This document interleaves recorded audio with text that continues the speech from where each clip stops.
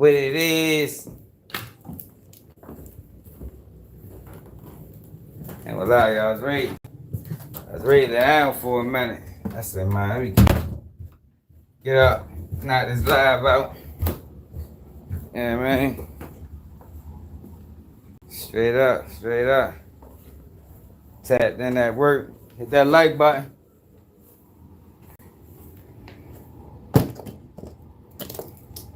Shit, man. Hey, y'all. I thought long and hard about the CSI Ceddy situation, man. I thought long and hard about the CSI Ceddy situation, y'all. I came to the conclusion that he deserves a put off. If he was ever on, he deserves a put off. Then we got Jane Doe cross-examination. I told you I was waiting for that for the last 2 days. I ain't even really tapped into it to see what the fuck happened, but we watched a few videos. What's up, Ken? We is back. What it is. Then R. Kelly, man. R. Kelly said he trying to kill him in the joint. Why they trying to kill Kells? R. Kelly said he trying to kill him, man. They said they actually had a guy that was gonna do it, but he backtracked. He reneged. And then told R. Kelly about it. That's how he got the information. He trying to kill cows in the joint, man. They probably see the Diddy case falling apart. And now people ready to start questioning R. Kelly case. That's probably what it is. I said, man, we gotta do something. The jig is up. You heard me? The jig is up. We gotta do something. Oh, because R. Kelly did some fucked up things, but he shouldn't have went down alone, man. Them parents should have been charged. Them parents that fed their kids to R. Kelly knowing R. Kelly had a fucking disease. They should have been charged, man. It was text messages showing that parents was preying on that man. Telling their daughters to, look young. You understand what I'm saying? Yo, imagine it's already allegations around this man's name. You send your child to this man, who at the time was still in high school, lied about her age. You are aware she lied about her age. Then you told her to dress young, look young. How the fuck how did they avoid prosecution? I don't understand that. How did they avoid prosecution? All this is documented, facts and messages. R. Kelly catch 30 years. They walk away with nothing. Shit crazy. Then we got Bando KD. Y'all remember Bando KD? Let's talk about Bando KD real quick. Cause Bando KD is getting treated real bad in the joint right now. And I think it's because of what he charged with. It could be some more things too. I think he rap a gang. What's up, Benji?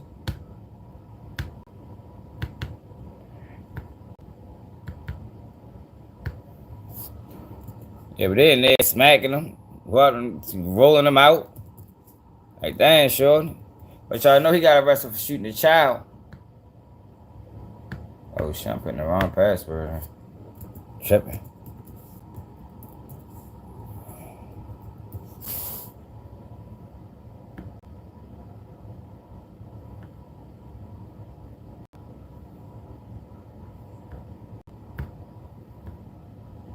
I know he got arrested for shooting a child.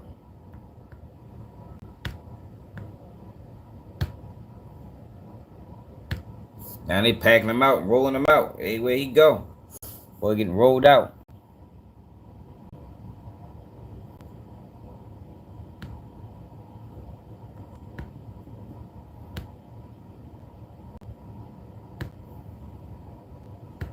Hit that like button, y'all. Let me see something.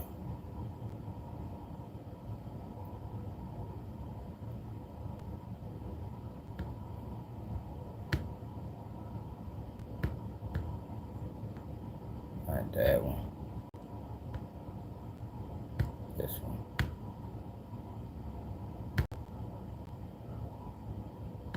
Let's do it.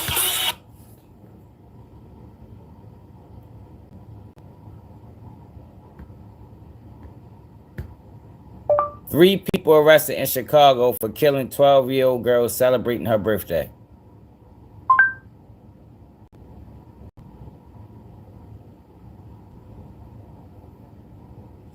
Here you go, right here. Yeah, I haven't lifted that bar in a while, man. I can put some weight on there. Don't get me wrong now. You know, I don't think it's a game. So Bando KD got arrested for this, y'all. Shooting into a car that they thought was somebody else. I just want to show these. I just want to show people this how this shit go. You catch these type of charges, yo, it's gonna be hard. You catch these type of charges, it's gonna be hard for you, man. Discharged in the 2022 murder of a 12-year-old girl shot on her birthday. 23-year-old Radim Calhoun is charged with first-degree murder. Zyzeria Moore was killed by a stray bullet in West Inglewood while riding in a car with family members. They had just finished celebrating her birthday. They were a block away from home. Police say Calhoun and 2 other suspects were caught on surveillance video at shooting at a rival gang member in a passing vehicle. Calhoun made his initial court appearance earlier today. So it was a video too. That was 2 years ago. Boy, been out for 2 years already. I got out of 8 months ago.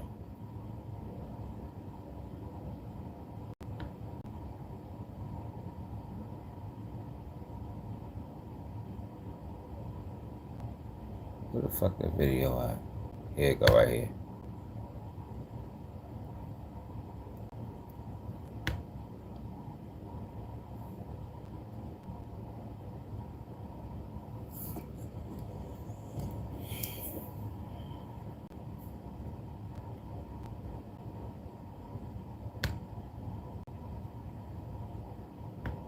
Damn, easy. And I'm Casey Cronus, live from CPD headquarters, where earlier today, Superintendent David Brown announced charges against 2 men in the March slaying of a 12-year-old girl who was shot in the head after celebrating her birthday on March 1st. Zyzeria Moore was in the car with her family, returning from her 12th birthday celebration when gunshots rang out in the 2300 block of West 72nd Street, about a block from her home. Police have charged 22-year-old Malik Parrish and 20-year-old Abdul Ali with her murder. Investigators say Parrish, Ali, and 1 other suspect were firing at another car driven by rival gang members when Moore and her family were caught in the crossfire. Moore was struck in the head and died at Comer Children's Hospital. Police say 25 shell casings were recovered from the scene. In addition to first-degree murder charges, Parrish has also been charged with 1 felony count of possession of a stolen motor vehicle. Wait, it is. Ali has been charged with an additional charge of felony aggravated unlawful use of a weapon and 1 misdemeanor count of criminal trespass to be.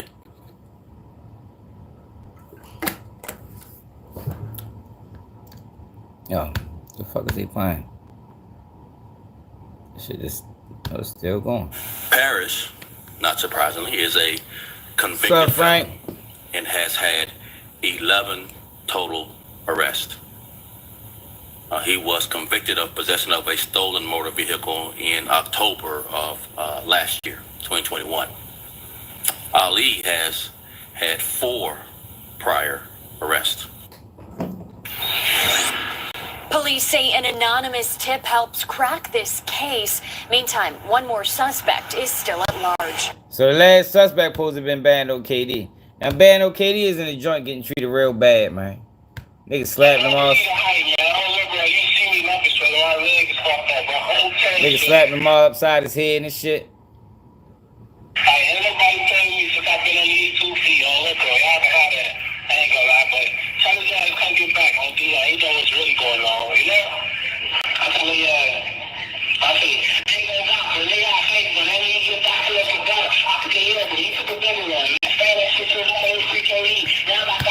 Y'all wanna hear that motherfucking weak ass music, nigga. So look, your eye, that nigga eyes probably swelled up. Nigga treating the real greasy in there, man. So this the video of the incident.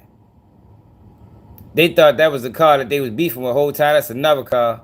Or they shot at that car and hit another car passing by and killed the 12-year-old girl. What's up, Davon?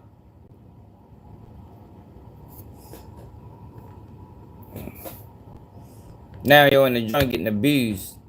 Let me check out the whole video. You see the guy in there, the link in there bio.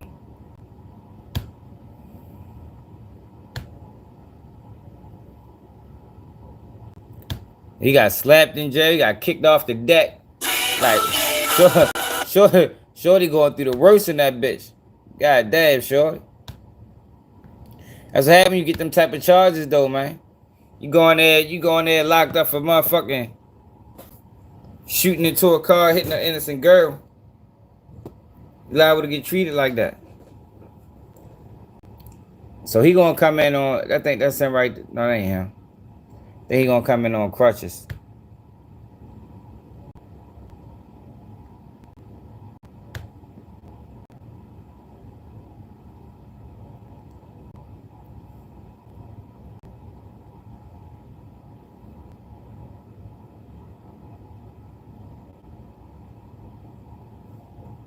Look like they already, I think that's the shit right there. They packing the shit up, man.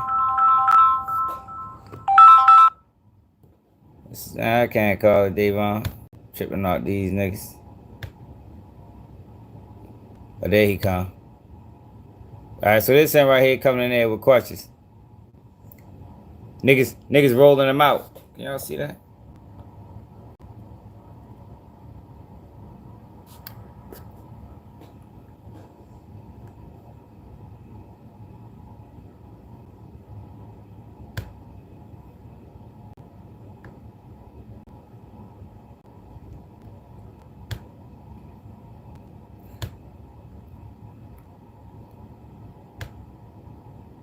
Nigga done packed your shit.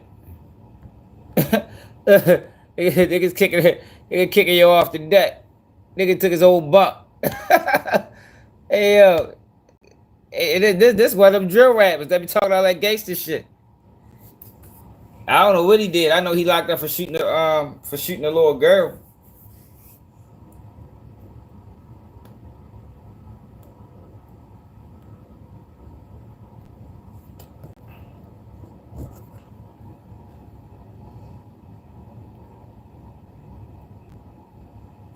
Treat that boy bad in there, man.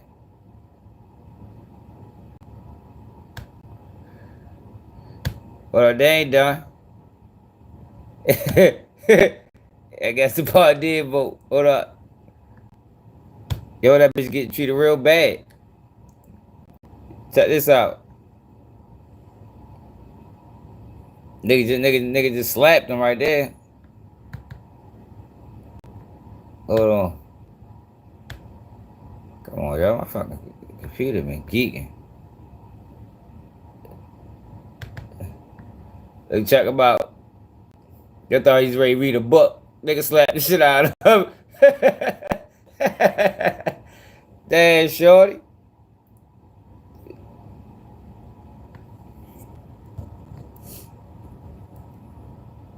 Why nigga treating you like that? But he ran to the bubble. Yo, checking in. Yo, ran to the bubble.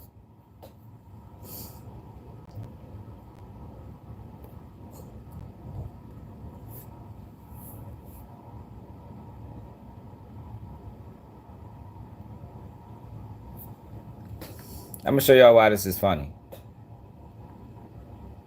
Right? This is funny because you go to his music. Bando Katie music. Not Katie, what the fuck? You go to his motherfucking music. All this nigga talk about is spinning and drilling and killing and whole bunch of gangster shit. Now he locked up with the gangsters.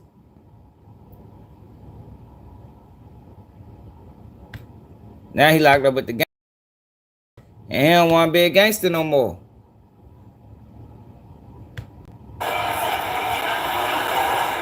Look, he ran, my bad. He reenacted Lord Schoom death. Yeah, man, he there reenacting the man death and shit like he did it. We finna die, y'all. And none of the gang want to tell with him. Fuck is the gang, man. That nigga need to call reinforcements. Yo, that bitch get treated bad, shorty. Yeah, nigga, wow.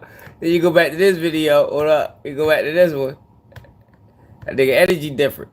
That nigga code switched. Yo, that man quarter while he's reading the book. I guess that's Twitter there. Look, that nigga read the book. Probably read the Bible. Look, shorty come out of nowhere. Slapped all the shit out of him. Hey, yo, why you ain't fight, bro? You ain't got no knife or nothing?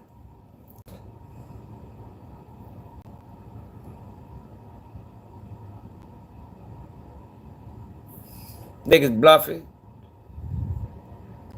Yeah, look, you're ready to get the strap. He probably thought he forgot ain't no guns in there. That nigga forgot. Like, oh shit. Forgot him in the joint. ain't nothing over there but police. Bluffing ass nigga.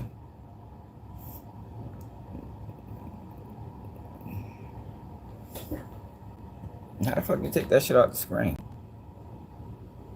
Can't they see over that bitch?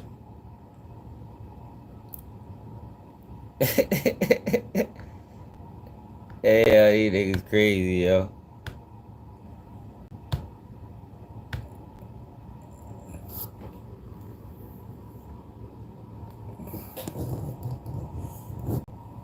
Yo probably like, damn, I'll slap the shit out y'all.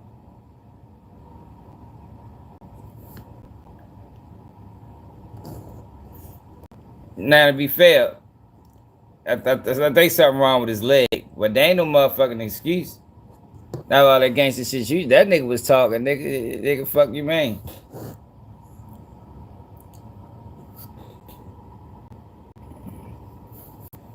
So you done got slapped, they done rolled you out.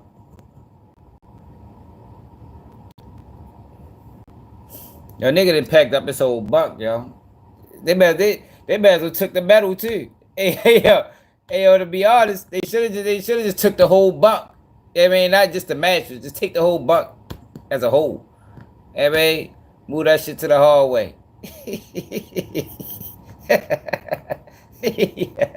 Yeah, move his whole buck to the hallway. Hold up, yo. They kicked off where the guys? Y'all ain't no guys. Ain't no guys.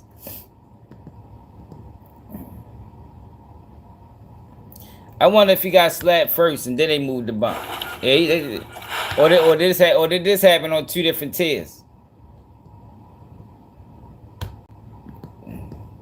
He might have got slapped first, and then they came in there and packed him up. But they packing your shit up now. Go ahead and get your out of here for real.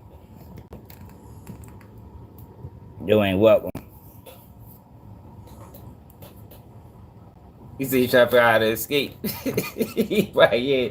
That nigga better hide them boys out New Orleans. He went out. Bad man, so reach out to Derrick Groves and Antonio Massey. Try to catch up with them boys.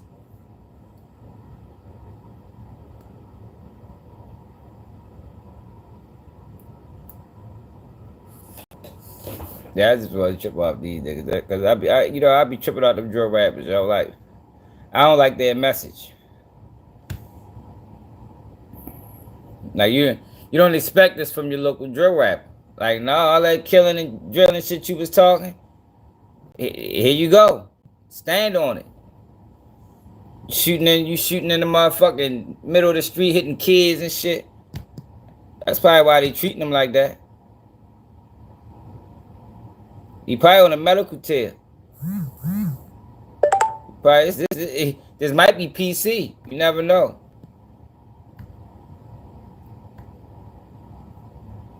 Yo, niggas is really packing your shit. They packing this shit up nicely too. They folding shit.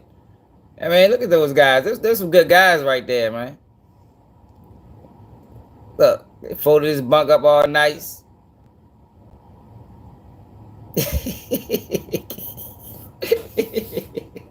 Yeah. Look, yo, they real respectful. Look, taking their time, packing this shit up. Make sure he got everything he don't want. Once he get to where he going, you want to make sure he got all the stuff.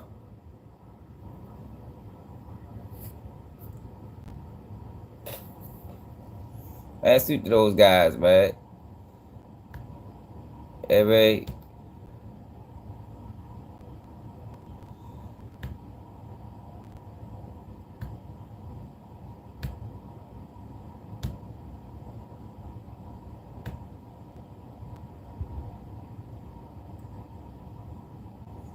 go ahead and send him on his way, man.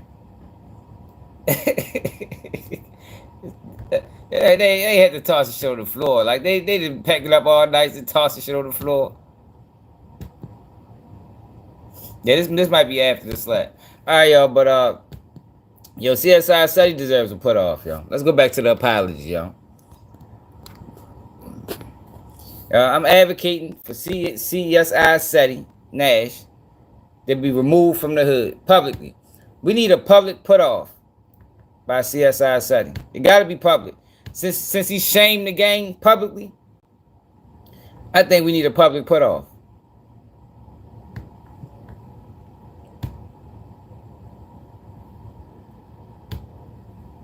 If for real though, it gotta be public, yo. And I gotta step up and apologize to the whole hood for this BS, this fiasco that just happened.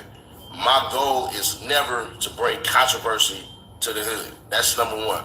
I talked to all the older homies that I need to and everything. We all straight, everything is good. What y'all seen was somebody that I rock with, that's like family to me, seeing my brothers and how we do stuff in LA. Because I didn't want anything to happen. Yo, you can't bring Atlanta rats to California, yo. Like that's a violation in itself. Woody, while he was in LA, I wanted to make sure that everything was good. And instantly, I'm already saying this right now. I apologize. I talked to all the homies. Bro, we was, you know what I'm saying, was understood. Ain't got to be said or anything like that. Everything is already addressed. We done already handled it. It's all good. But if the whole hood don't agree, that's it. It don't matter. Ceddy Nash ain't bigger than the program. None of that. My brothers are standing with me because that's what it is, right, bro. So just because I'm doing business with somebody and I got a relationship with somebody, anybody from the hood that feel like I swear, yo, I don't understand at this point, yo. How can you befriend Woody? Like that nigga shouldn't have no friends. That nigga should be a certified loner. Like you can't trust that nigga, man. Like whatever they feel like they're entitled to their opinion, and ain't nothing ever gonna be negative. I'm not bigger than the program. I'm just saying this as a man because this is what has to happen. Yeah, they probably told you better not take the video down. We need that. You post that video and keep that bitch up. So anytime people question the hood, they can go back to that video and be like, oh, all right, he apologized. He, you know what I mean? He knew he was out of line. We need that video up forever.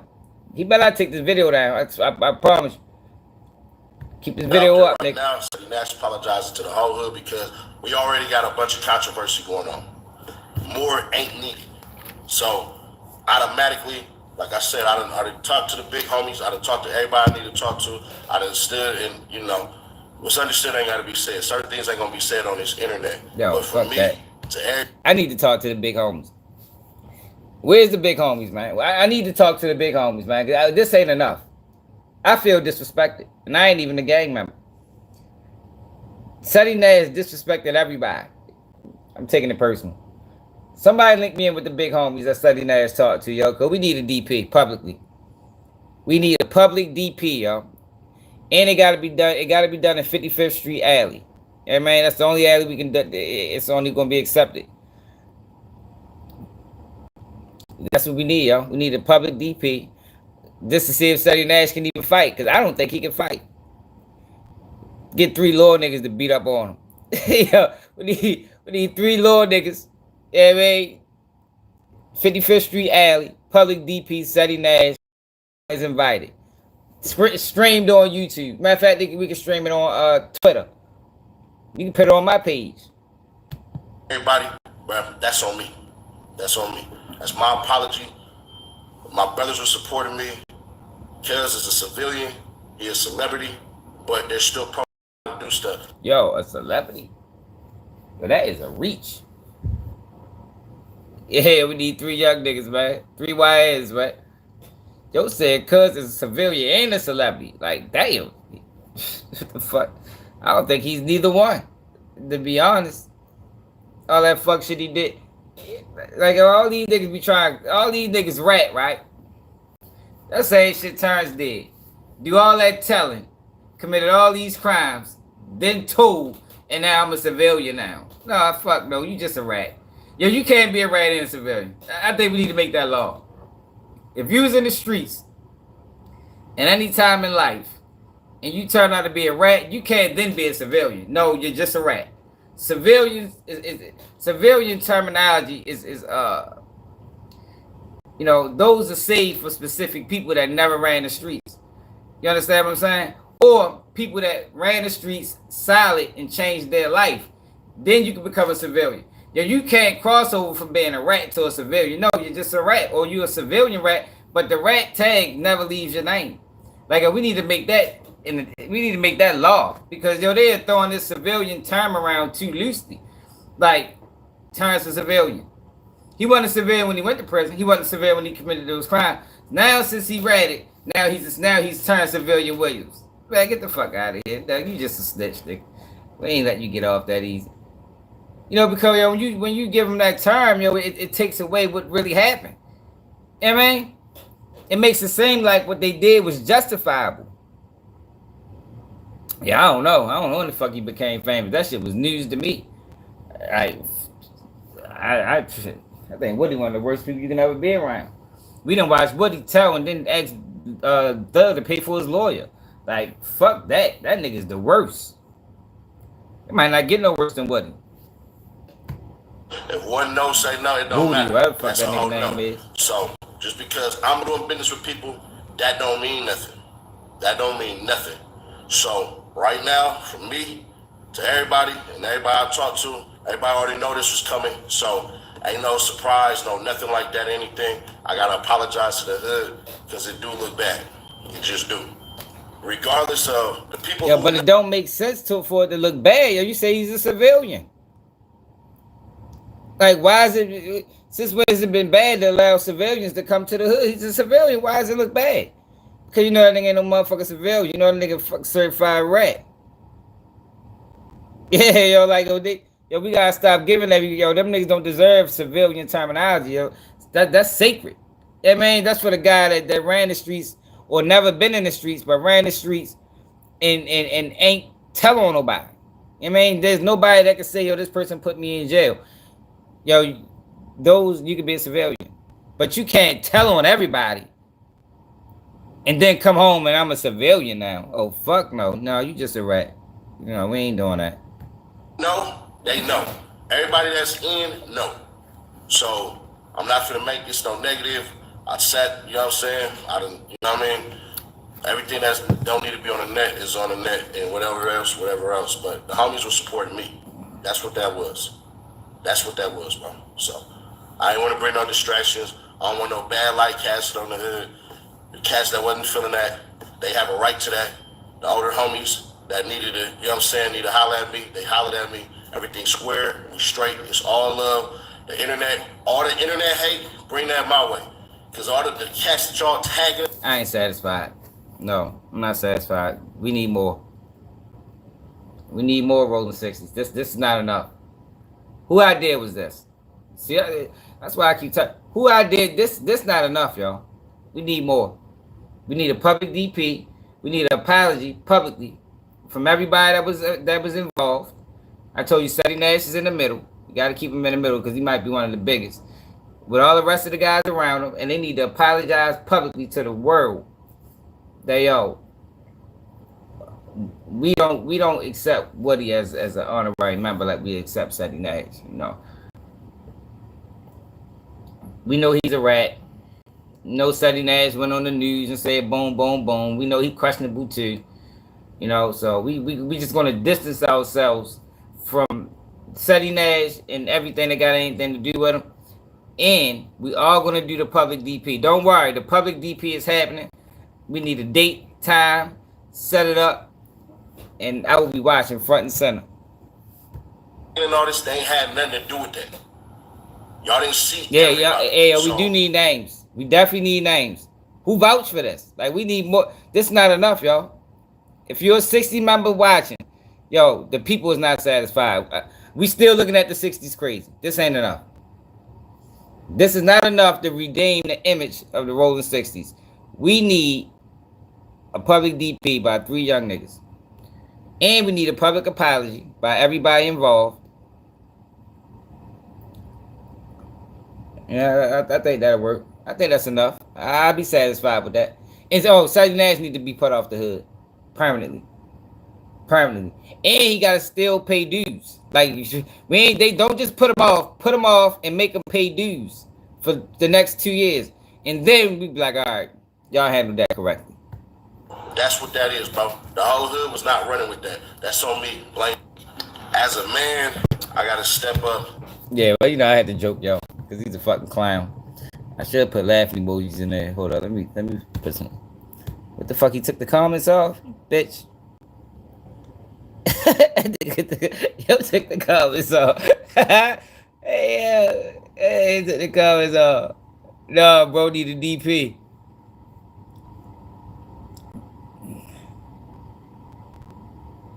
Disrespectful what you doing, but the deed already done. The 60s looking extremely bad right now. Okay, fix that part. I told you, the people not 60s. The people have spoken. We're not satisfied, y'all. I thought I was the only one. The people in the comments have spoken. We need more. We need more, y'all. He need to be put off publicly. And after he get put off, he got to come back and make another video explaining that, y'all, I've been put off the hood. You know, I had a good run. You know, I know I joined the 60s late. I know I'm from Sacramento, but I needed them. You know, I needed them to push my image. You know, I couldn't make it in YouTube if I wasn't connected to the 60s. But I crossed the line. You know, I'm still paying dues. Don't think the dues stop. We need more, y'all. Nobody's satisfied.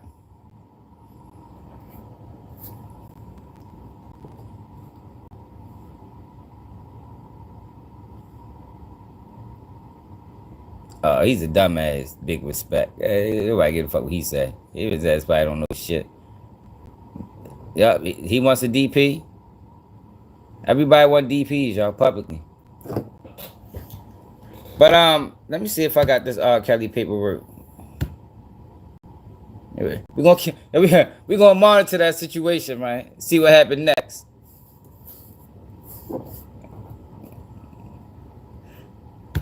Gonna probably update that in a week.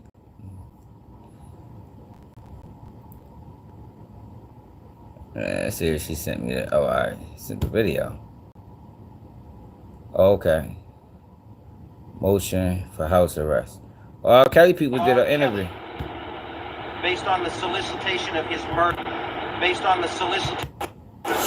Yo, the feds trying to kill R. Kelly, y'all. This is legal team speaking. Filed a motion seeking the immediate release of R. Kelly based on the solicitation of his murder by high-ranking Bureau of Prisons officers and officials. These are people who seek to kill Mr. Kelly. Damn. Rather than allow the corrupt criminal conduct of those who manufactured his convictions to be exposed. We recognize the stunning quality of these allegations. But in the end, not allegations made by R. Kelly. These are not allegations made by my office. These are allegations made by men who were solicited by government prosecutors and Bureau of Prisons officials to first violate the constitutional rights of Mr. Kelly and secure his unjust convictions, and second, to kill him. Yo, I told y'all, yo, people be thinking I do not be exaggerating. Yo, I exaggerate when I tell you how corrupt this system is. Yo, they will do that. They will kill you before they let you go, man. If they know they did, especially like a high profile case like this, if they know that they did you wrong and it's starting to unravel, man, they'll get you the fuck out of there, man. Like, literally. And when I be telling people this shit, people be thinking, nah, yo, it ain't like that. It is like that, man. This is the system that motherfuckers be praising. This is the system that's taking down Diddy. The hell of motherfuckers in the comments like, yo, Diddy need to go to do 15 years. Diddy need like, yo, this is a corrupt system. There's no justice in it. It's not a justice system. Like, they need to change the name. The name is misleading in itself. So let's read the documents.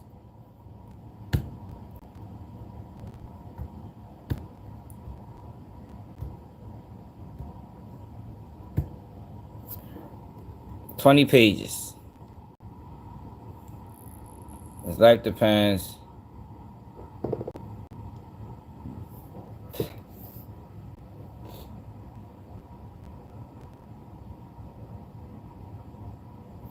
Let's start right here.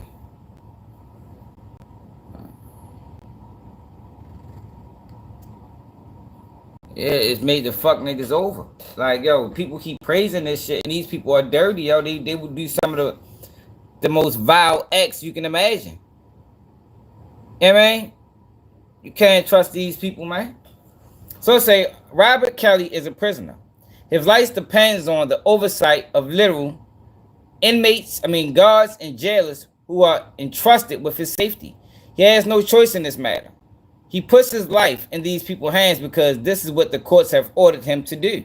Yet explicit evidence has now emerged to show that the very officials charged with protecting incarcerated inmates have solicited Mr. R. Kelly's murder, all in an effort to prevent the uncovering of injustices perpetuated by the Bureau of Prisons and the Department of Justice officers, which Mr. Kelly and his attorneys are in the process of exposing. Evidence has been obtained that prior to his 2 trials in federal court, U.S. attorneys and Bureau of Prison officials worked together to steal Mr. Kelly's attorneys, client correspondence, and his private communications while in custody. Same shit they did to Diddy.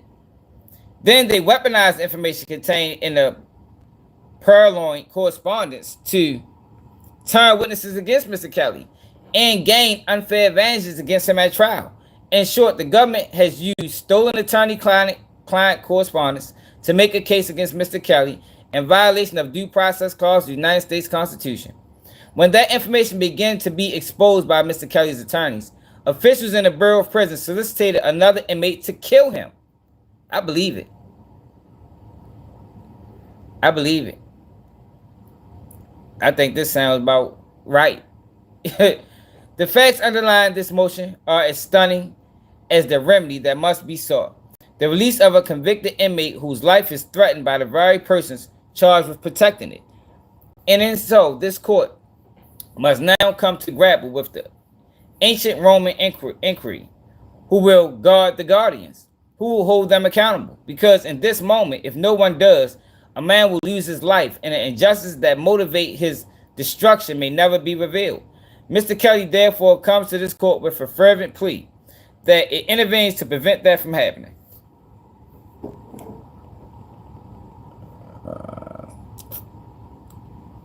Mr. Kelly is presently in custody, serving a 30-year sentence for convictions in the Eastern District of New York, and a 20-year, largely current sentence for his convictions in the above-captioned Northern District of Illinois. Mr. Kelly is presently incarcerated at FCI Butler in North Carolina. It is uncontroversial to describe Mr. Kelly's case as high profile. Everything that occurs in this case is heavily scrutinized in the media and on social media. For months, the under-designed office has been engaged in an investigation into whether various Brady and Gigaloa violations took place in both Mr. Kelly's criminal cases. A great deal of evidence has been uncovered, which indicates that Mr. Kelly's due process rights were indeed violated by the prosecution team investigating him in both districts. The under-design office continued to develop a motion to vacate Mr. Kelly's convictions on the basis of Brady and Gigolo violation that had been uncovered since the trial, in which were hidden from the defense prior to trial. The investigation of these violations is not yet complete. However, recent events compelled the under-design to disclose many of the facts that will underlie Mr. Kelly's upcoming motion. The only way to begin the narrative necessary to explain the current circumstances is to focus on one witness the government did not have against Mr. Kelly at the time of his arrest on federal charges. It's to focus on one witness the government did not have. The racketeering case against Mr. Kelly in the Eastern District of New York hinged on the testimony of one critical witness, Ezriel Clary. She was the central focus of the trial in New York. However, a fact that most people are unaware of is that Ezriel Clary started out by refusing to cooperate with the federal government in any way. Sounds familiar. They probably gave her immunity. She remained committed to Robert Kelly and has nothing negative to say about him. To the contrary, she was adamant that there was nothing improper about her relationship with Mr. Kelly. The way the government influenced and coerced her to change her mind is at the heart of what we believe to be shocking Brady and Gigolo violations. They probably coerced her. What I tell y'all, I don't know, people better start listening, y'all. I'm trying to tell you how this shit work. People dirty, man. They're coerced witnesses. They'll pay you. While Robert Kelly was being held in custody in federal charges in the glaring absence of any evidence from Ezriel Clary, which the United States office sought and needed, a series of crimes were committed. These crimes were not committed by Robert Kelly. They were not committed by anyone associated with prior to his incarceration. They were committed by federal officers. Like all inmates, Mr. Kelly's phone calls and emails were monitored by prison officials. However, in this instance, a Bureau of Prisons officer named Tawana Ingram was not listening to or monitoring Mr. Kelly's recorded calls and emails. She was instead stealing them. Specifically, Miss Ingram illegally accessed and stole a series of phone calls and emails regarding Mr. Kelly's relationship with a woman other than Ezriel. Oh, I forgot that's what they did. So if y'all can remember, that's how they got her to flip. They got Ezriel Clary to flip on Kelly because they showed her that R. Kelly was contacting another female. Do y'all remember that?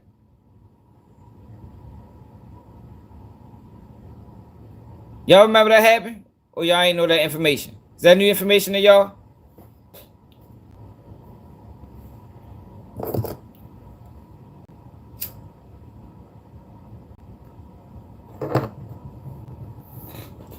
Miss Ingram was a special investigative service disciplinary officer who had no business dealing with any of Mr. Kelly's communications. She did not work at the facility at which Mr. Kelly was being housed. That's the same shit they did to Diddy, y'all. Where they got the when they got the officer from Virginia to come and raid his cell and stole all his information, and was not even supposed to have access to the system containing his emails and calls. Yet somehow she was allowed to gain access and allowed to steal Mr. Kelly's private communications, both emails and recorded telephone calls. There's an ongoing civil suit regarding her conduct pending right now before Honorable Judge Bucklow in the Northern District of Illinois. All with these illicit access, Ingram stole emails and calls that were specifically inflammatory to Ezriel Clary, in which would be likely to compel her to turn against Mr. Kelly out of jealousy. These were private communications to which Ezriel was not privy. She had no way to know the content of these conversations. Hence, they were targeted and stolen for the purpose of turning her against Robert Kelly and thereby helping the government make its case. And niggas be praising these niggas. Man, you niggas that's praising the federal government need to be ashamed of yourself, man. Yo, this is dirty at the highest level. It don't get no dirtier than this.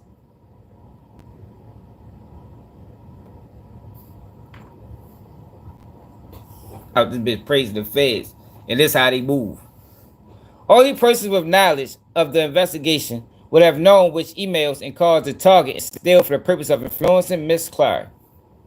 The stolen communications included communication with his attorney at that time, which should have been protected under the attorney-client privilege.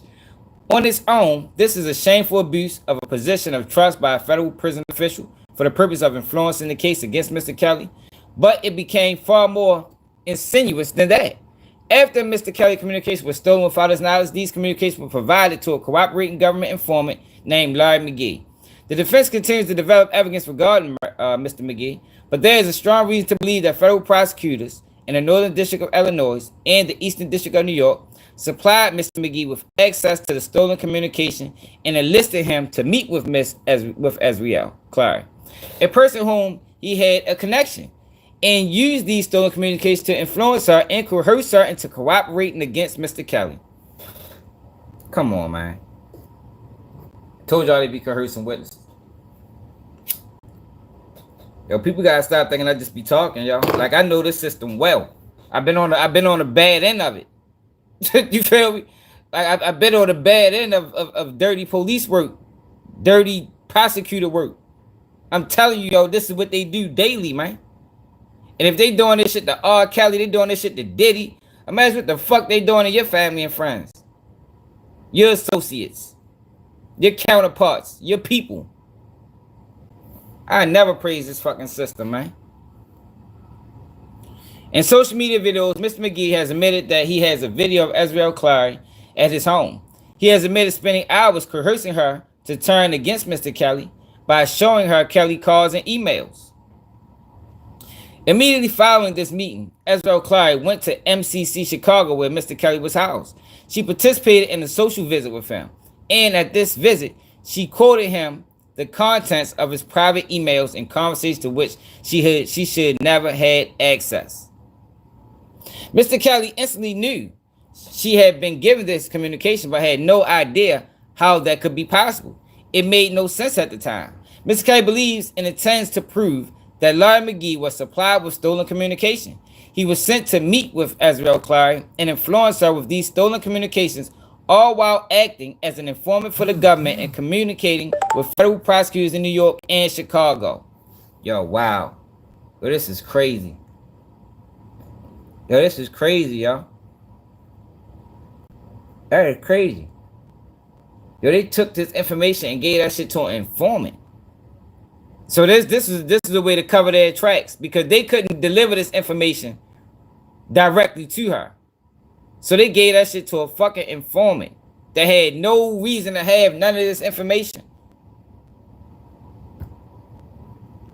Yo, when I told y'all, when they want you, yo, they will go above and beyond to get you. Above and beyond. Even dealing to illegalities.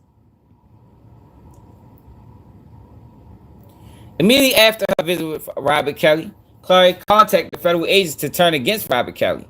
As a result of this conduct, Larry McGee was rewarded with cooperating agreement from the government and an incredibly light sentence of 18 months. His sentencing transcripts was redacted, so no one would know what he did or how he obtained the material to influence Azriel Clary.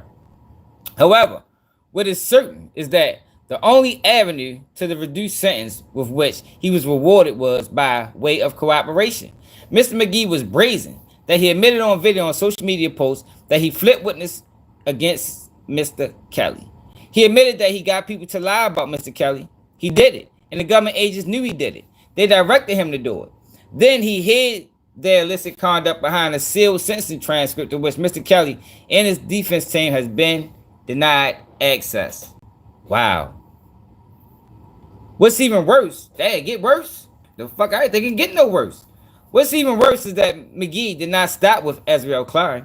Larry McGee arranged a meeting in California with both Azriel Clary and Rashonda Landfair, the principal witnesses against Mr. Kelly in his Chicago case. Landfair, too, had never before cooperated against Mr. Kelly, despite significant efforts to get her to do so.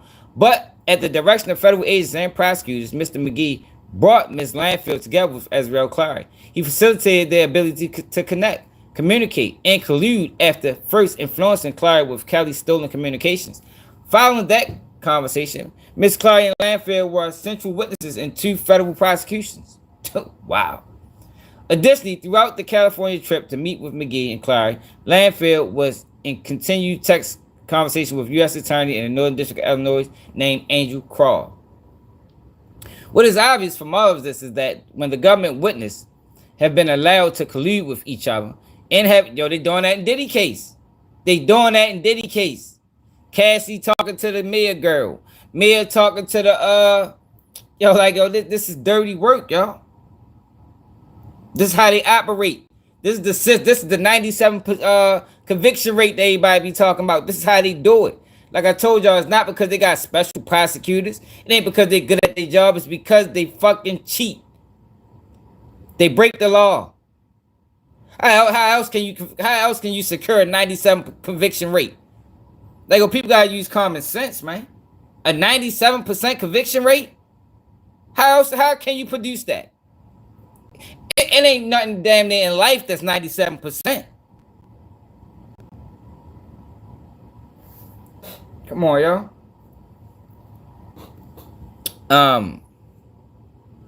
What is obvious from all of this is that when the government witnesses have been allowed to collude with each other and have been influenced by cooperating informants and stolen communication, that is, at the very least, gigolo material, which should have been disclosed to the defense to be potentially used on cross-examination, but this information about stolen communications and cooperating witness Larry McGee was kept from the defense.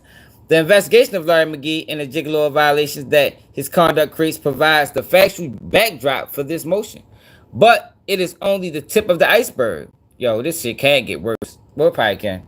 I'm sure it probably did get worse. Mr. Kelly is now aware of what McGee has done. The defense is actively investigating what McGee has done, and the defense knows that at least one former Special Investigation Unit officer was involved in this plot to steal Mr. Kelly's communication and influence his case. The defense is presently developing evidence regarding these events. A copy of Mr. McGee's redacted sentencing transcript is attached to this motion. With all that under investigation by defense saying, defense counsel learned that Mr. Kelly had received cryptic communication from a person who he believed to be his former cellmate at MCC in Chicago. This man is Cosman whatever was Mr. Kelly's cellmate both before he was transferred to New York to face trial there, and again after he came back to MCC to face trial in Chicago months later. Having a constant cellmate following a lengthy departure from MCC is very unusual. I was thinking the same fucking thing. I was saying the same fucking thing. That is very unusual. Listen to this again, y'all.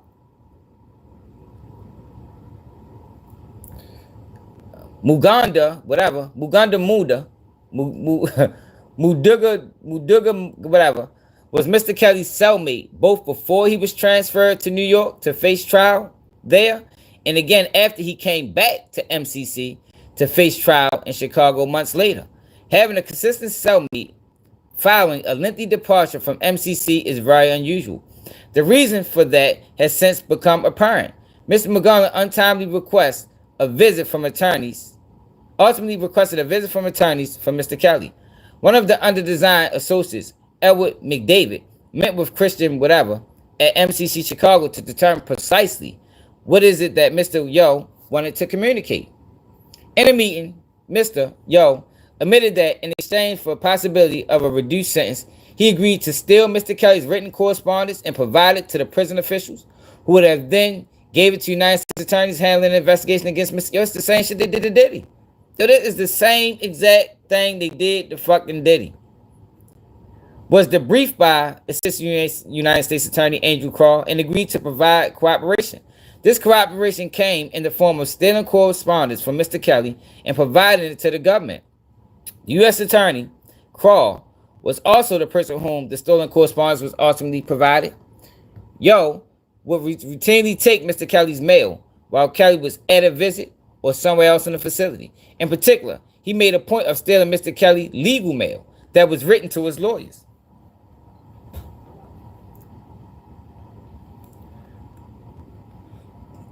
These were letters that were marked legal mail by R. Kelly.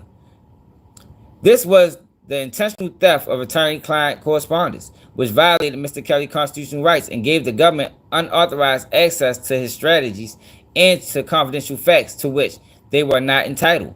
That stolen mail was then handed off to Special Investigating Officer named Luke Selby, who copied it and gave back the original for Mr. Muganda to return to the cell. Wow. Yo, that is fucking crazy. What the fuck? Yo, this is crazy. This is crazy. To return it to the cell such that Mr. Kelly would never know it was gone. The copy of this correspondence was ultimately provided to United States Attorney Crawl, who was sharing it with United States Attorney Elizabeth Geddes, the prosecutor in charge of the New York prosecution. The stolen correspondence included information about Mr. Kelly's relationship with another woman, which was to be kept secret from Azriel Clary, as it would create a serious jealousy problem in Clary's relationship with Kelly.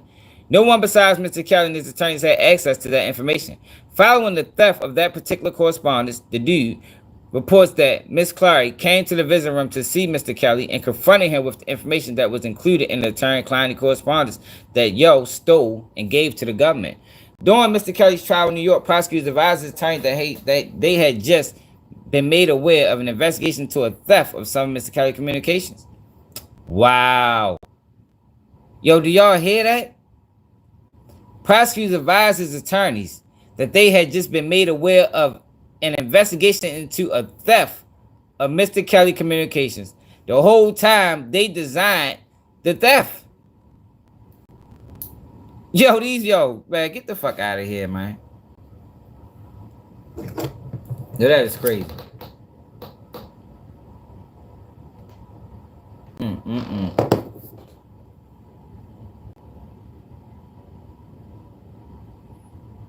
That is crazy.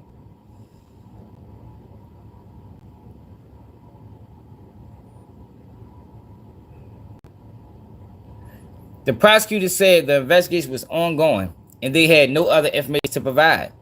They contended to have knowledge of who had stolen the communication and what was done with them. When Mr. Kelly is asked to have time to investigate to see if this theft could influence the case against him, prosecutors claimed they had no other information to provide. None of that was true.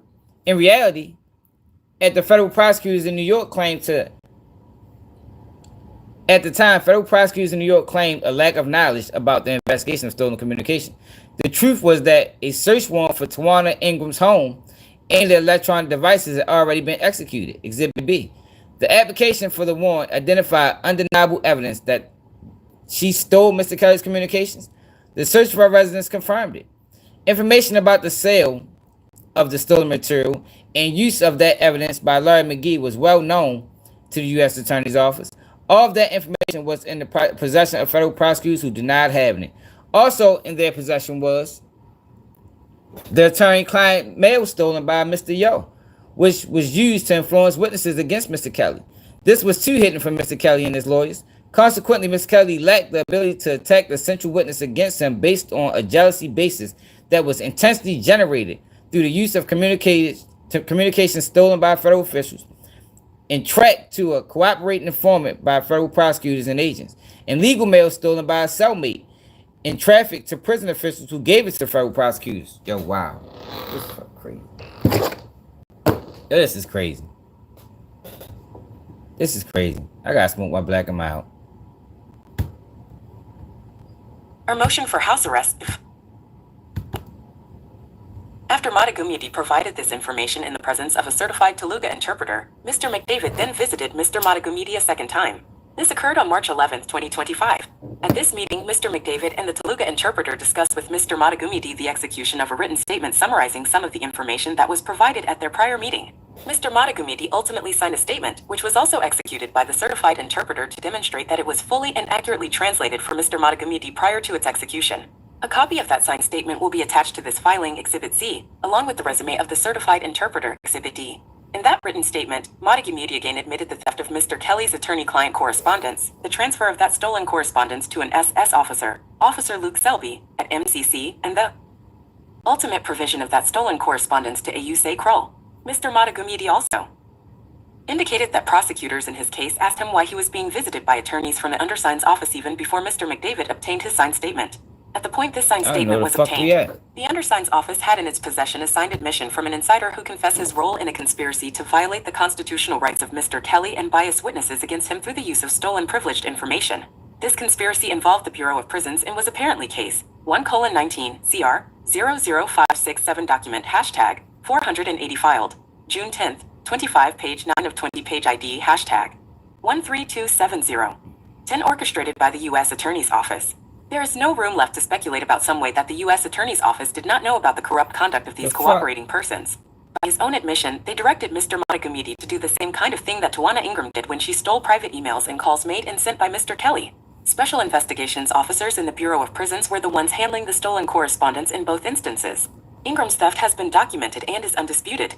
Of course, when a cooperating person is influencing and communicating with potential witnesses with the government's knowledge and at their direction, it is the absolute duty of the government to disclose the cooperator's conduct to the defense and permit the defense to use this information about government-directed influence of witnesses for cross-examination of the witnesses who were biased and influenced when stolen correspondence is being shown to potential witnesses as a means of biasing them against a defendant. That has to be disclosed so the defense can confront the witness with that information or possibly get the witness's testimony excluded.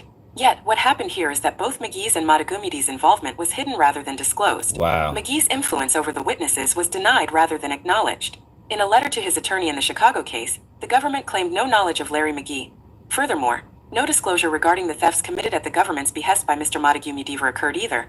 Unfortunately for the government, McGee's disclosures on social media exposed his conduct. After the fact, point one, Mr.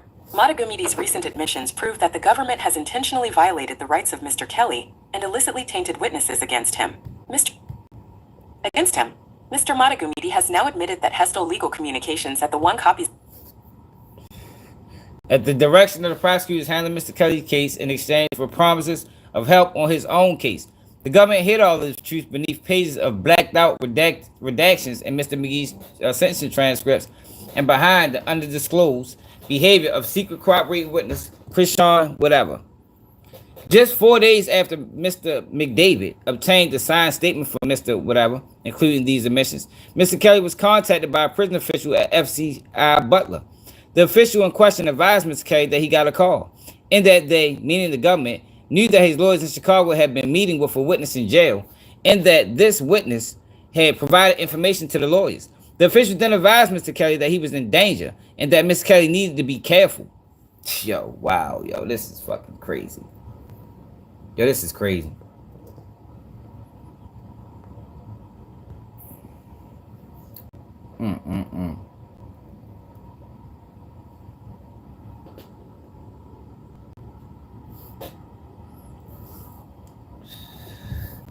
The BOP official intimated that Mr. Kelly was not safe in the Bureau of Prisons custody. The BOP officials further advised that Mr. Kelly should avoid the mess hall. This is a particular poignant conversation because Mr. Dew's statements implicated a special investigation officer presently working in the Bureau of Prisons. Mr. Kelly is now in very reasonable fear of harm because the people who may wish to keep him quiet, the information that has been disclosed are prosecutors and jailers, the very persons who have the ability to influence inmates with which he is housed, and the guards who might choose to look the other way. What is even more troubling is that Mr. Kelly has been attacked by an inmate before. While housed at MCC Chicago, a federal inmate approached the MCC counselor and announced a plan to physically attack Robert Kelly. The counselor did nothing to stop it. Instead, he permitted the man to be released in the area where Mr. Kelly was housed. This man was able to gain access to Mr. Kelly, violently attacking him while he was sleeping, striking him in the head, and savagely assaulting him. In the wake of the assault, this inmate wrote a letter saying he was put up to this attack by federal officials. No investigation followed. No information was provided to the defense. In the wake of this troubling dialogue with a prison official on April 11, 2025, an inmate incarcerated with Mr. Kelly approached him and disclosed that he was sent to FCI Butler by BOP officials who directed him to murder Mr. Kelly. Damn. The inmate is named Michael Glenn Stein. He is a member of the Aryan Brotherhood gang. You see how they do that? Like how they did Tory? They get outside of the door. They could get no black bag. They try to get an Aryan Brotherhood member to do it. He has a signed declaration setting forth a long history of assaults and murders that he has ordered and participated in at the direction of Bureau of Prison officials, Exhibit E. Inmates who pose problems for Bureau of Prison staff and or inmates with whom staff members were engaged in illegal business were attacked and or killed by members of Aryan Brotherhood. As commissioner of AB, Mr. Stein directed members of the AB to commit these acts. In exchange, he and other AB members received special privileges including no cell searches and the ability to traffic narcotics within the prisons without interference. Mr. Stein indicated that a prison official who has overseen multiple BOP facilities solicited his participation in multiple killings and assaults. This official name is R. Childress. Mr. Stein had many interactions with Childress while incarcerated as ADX, Florent Supermax. That's where Wisconsin was at. Larry Hoover. This is a high profile individual. Childress has ordered murders and beatings that have been carried out, but Mr. Stein and those to whom he gave directions. Mr. Stein is prepared to testify regarding these murders in order to provide a foundational black backdrop for what happened when Childress approached him about Mr. Kelly. On or about February 2023, Stein was housed in a special unit at USP Tucson. Without any warning, he approached for an unexpected official visit. No Bureau of Prison guards were present. Instead, Mr. Childress directly approached him. Warden Gutierrez and Associate Warden Stengel were with him. They took him out of his cell and brought him to an office area in a special housing unit. Being moved without any guards is unprecedented, but it was done for this instance. Once in the office, Childress did all the talking. He advised Stein that he was aware of his terminal cancer diagnosis. He said he knew Stein had only a matter of months to live, and that he had a plan that would allow Stein to live out his last days as a free man. Childress advised Stein that he was being sent to FCI Butler.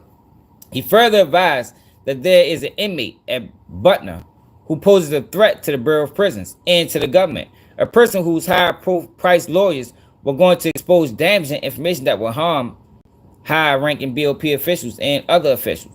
Childress told Stein that he needed Stein, to eliminate the problem.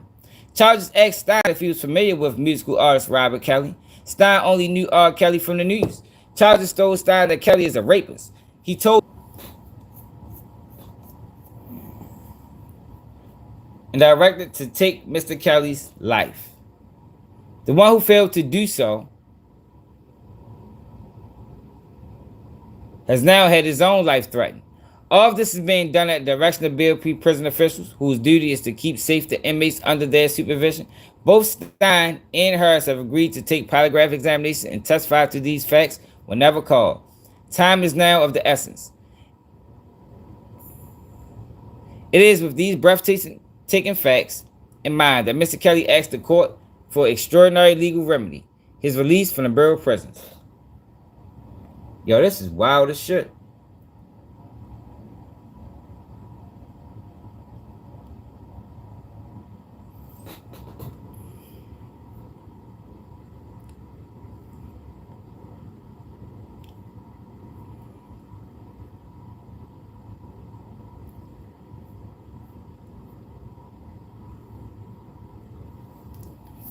Mr. Stein indicated that he was directed by a BOP official to carry out Mr. Kelly's assassination.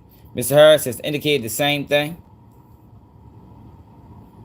So you got two people saying the same thing.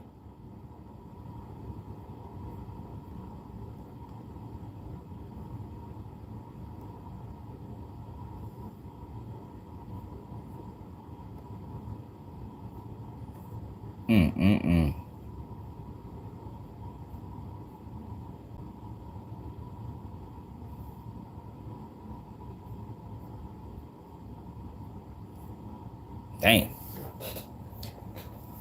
That shit crazy. Yo, I ain't really surprised though, yo. Like, these people get dirty, yo. Facts start coming out, truth start getting revealed. They start getting nervous. Something got to happen. You know, we can't allow the truth to come out. We've been doing this shit for 40 years. You understand what I'm saying? We can't allow the world to know that we out this bitch playing dirty when we praise. You know what I mean? We praise with a 97% conviction rate, and we the high class. How they try to make it seem? We the upper echelon of justice over in the world. Man, fuck no. We can't let that shit happen. We'd kill a nigga before that. Before that get exposed, somebody got to die. You feel me? That's what I be trying to tell y'all, man. People think I be exaggerating. Shit real. Shit real, man. So, we're going to keep an eye on that. So, Jane Doe is on cross-examination right now.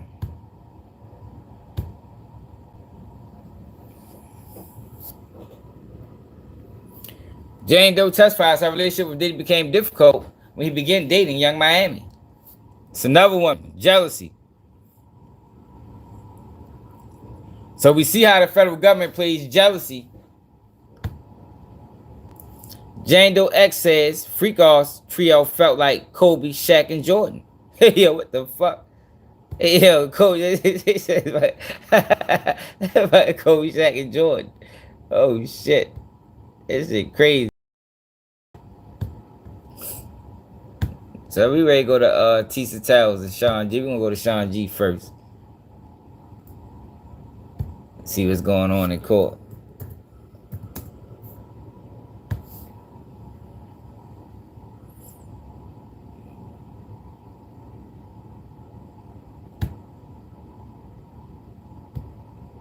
He just finished going live.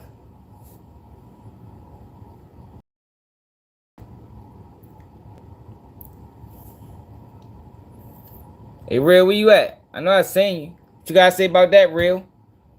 You over there just praising the fucking government like a cornball.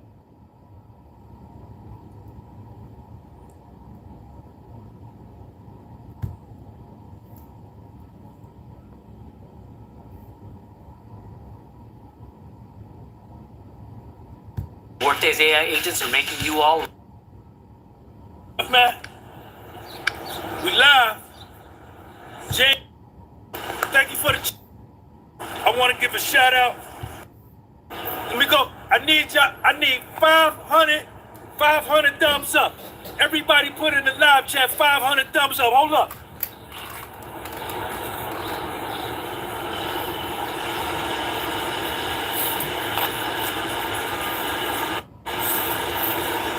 Alright, y'all, check me out. Check me out. I need y'all to do me a favor. I need y'all to do me a favor. I need y'all to do me a favor. 500 thumbs up. 583. Let's go. So look. Can I ask a favor? Can I ask into it? Thank you for the channel membership. If I can ask y'all, I got a good one, man. I got a good one, man. Listen. If I could ask y'all a favor, put a 4 in the live chat. If I could get a favor, all I want is a favor. It's being complete. It's being whole. Having integrity is righteous. Having integrity is royalty. It's magnificent. Having integrity is having honor and self-esteem. All right, come on, Sean. And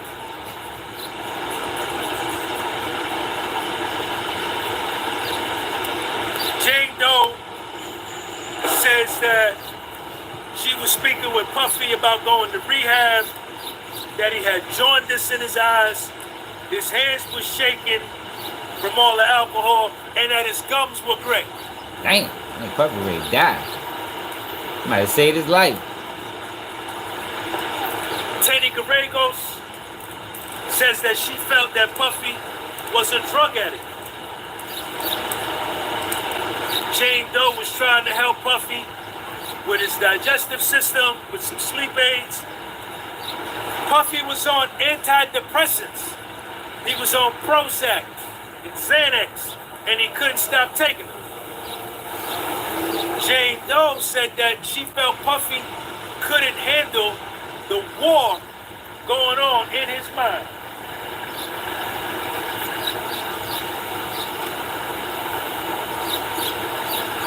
They thought that ketamine therapy would help Puffy with his depression. Jane Doe constantly on the stand expressing how much she loves Puffy. I love Sean. I love my partner. He's on his way I out. love my partner. That's how she refers to Puffy, as her partner. Shit, Yet cool. and still, She's on the stand cooperating against him, helping to send him to prison for 30 years.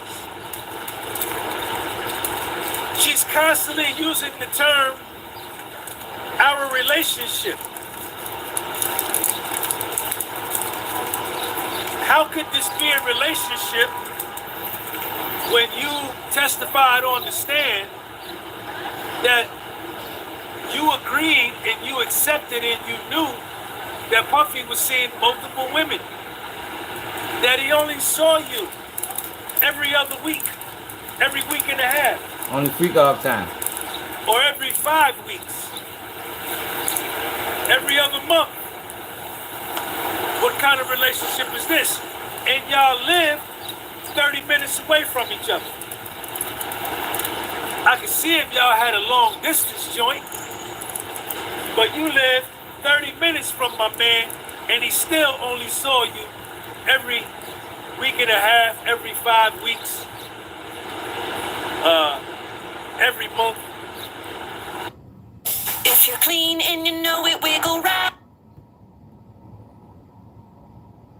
So they making it sound like these freak offs will happen every week. He ain't even see how that much to be freaking off that often. Jane Doe testified on the stand under oath. I need 500 thumbs up.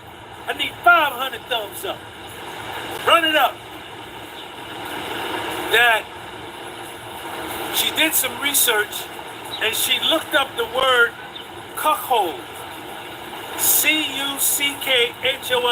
So what I tell y'all? And what a cuckold is, it's a man who likes to see his woman have sex with another man. What I tell y'all? I told you Diddy was a cuckold. So they might as well start indicting the whole cuckold industry. it's a whole lane for that. When those indictments gonna come down, man? Are they gonna start indicting the cuckold porn industry? I mean, I want to know. I mean, I think it would only be fair, you know, if they taking down Diddy for the same shit and saying it's a federal crime, then Adam 22 should be next. We ready to start advocating for the federal indictment of Adam 22. Fuck it, we going in. Adam 22 is next. You know what I mean?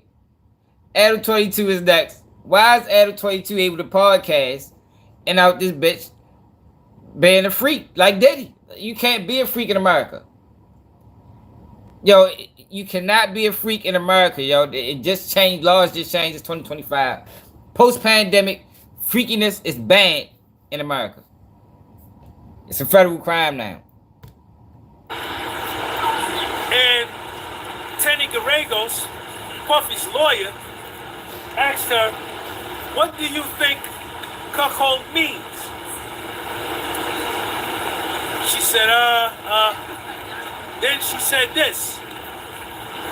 The cuck, the C-U-C-K, could be too ashamed to perform the act, to do it himself, so he uses the woman. So what she was inferring was that the man who likes to watch his wife have sex with another man is too ashamed to let the man have sex with him himself, so he has his wife do it. This is what she said on the stand.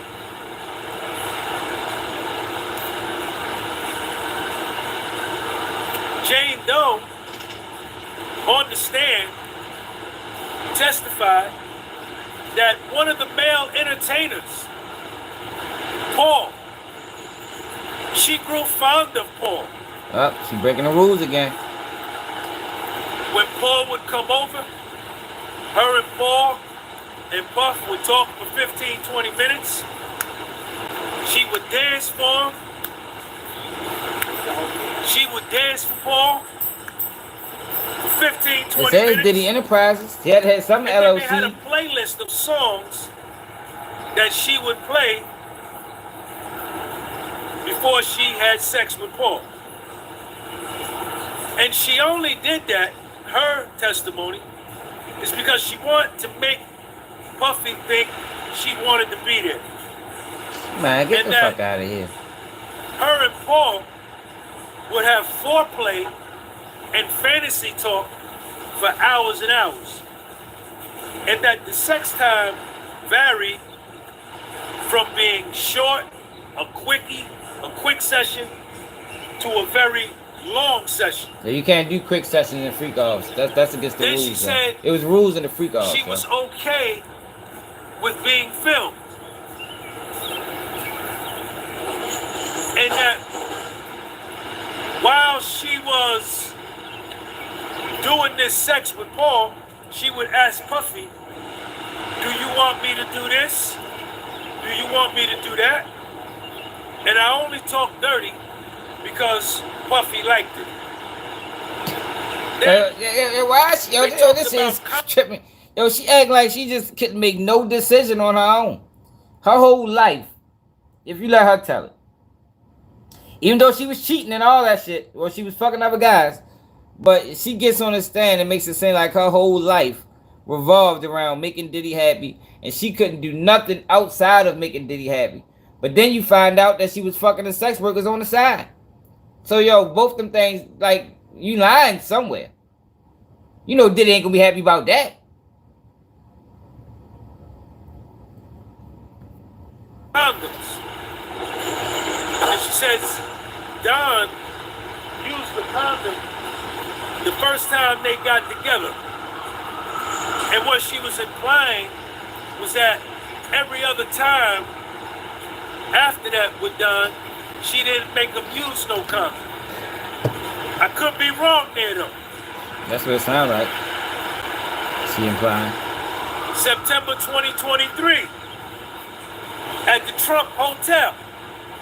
Puffy back at the Trump Hotel. What hotel is Puffy at? Put it in the live chat. September 2023 at the Trump. What brand of hotel did Puffy support the most? Put it in the live chat. There you go.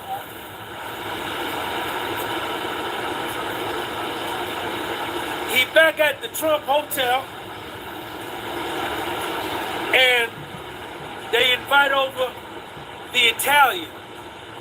Now the Italian is another male entertainer, and she didn't like him, and she dismissed him, and Puffy said, okay. Crazy.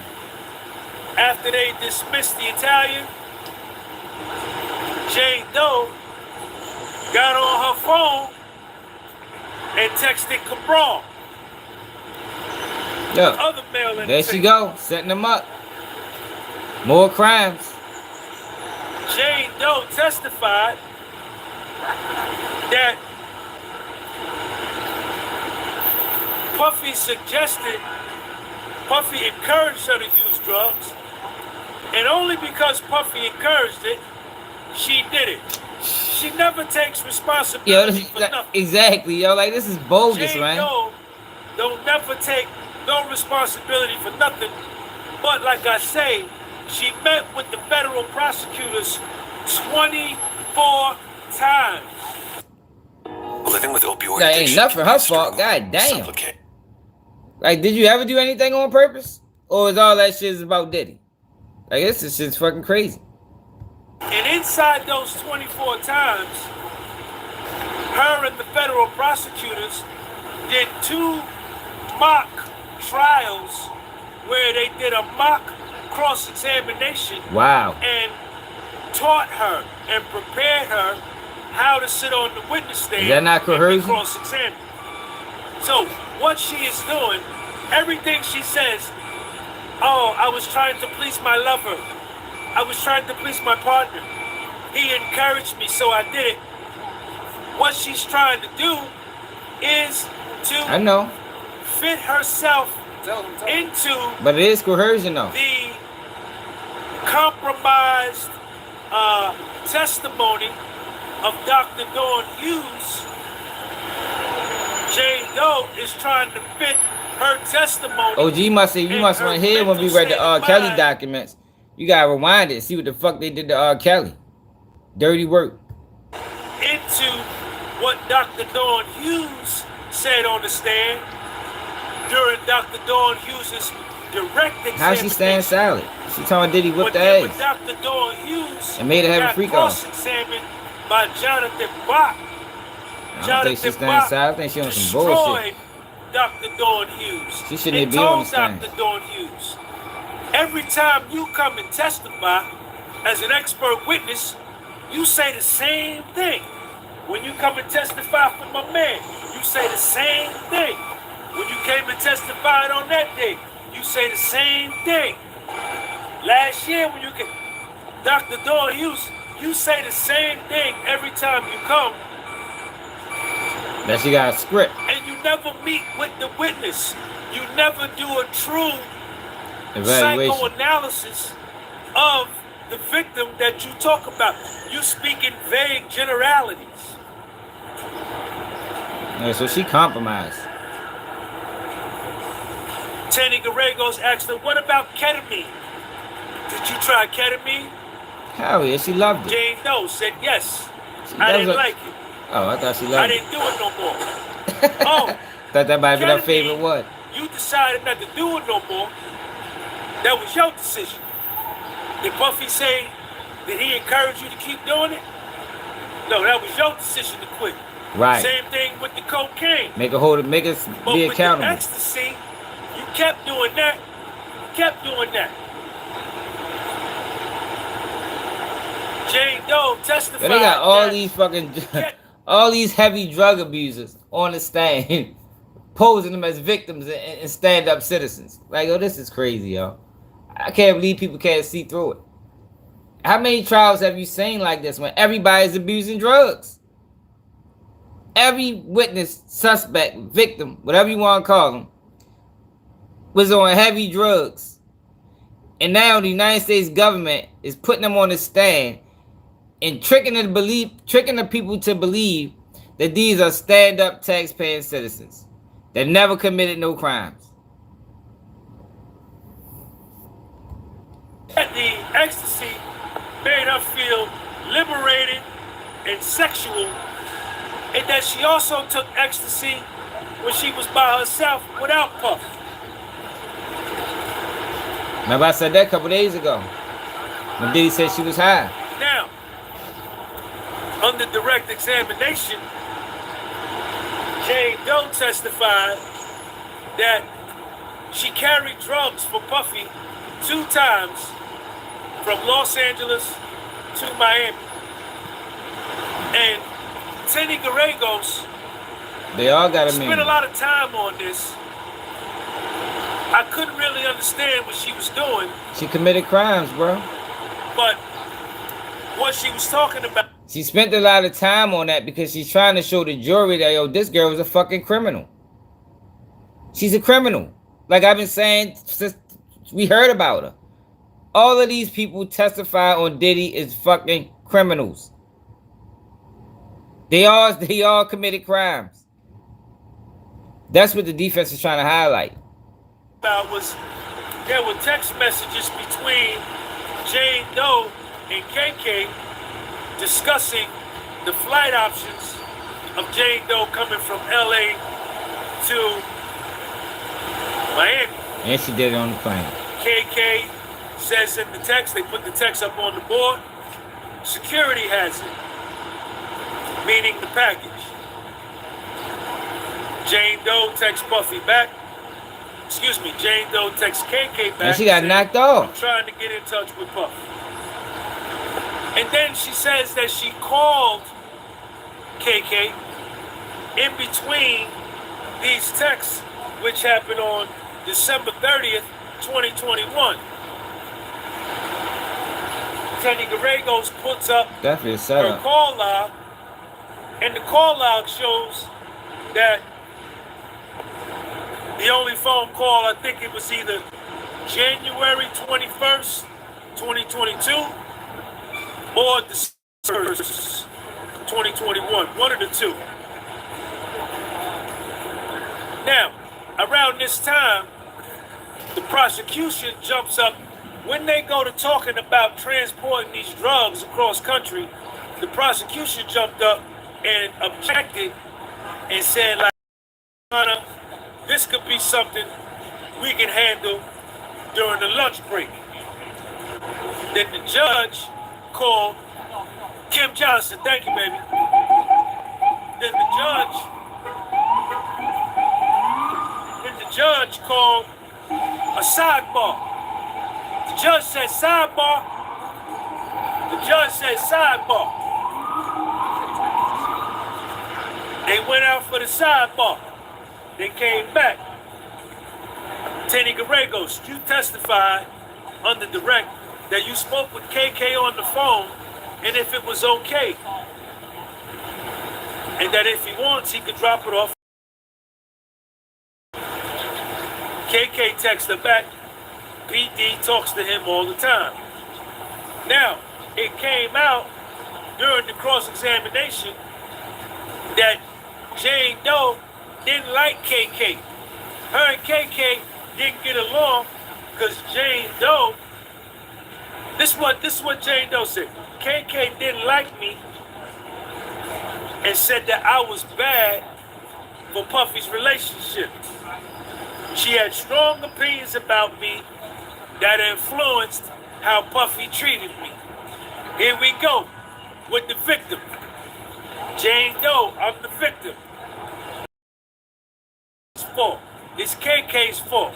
It's everybody's fault but mine. And I'm 35 years old. Teddy Gallegos. Jane Doe.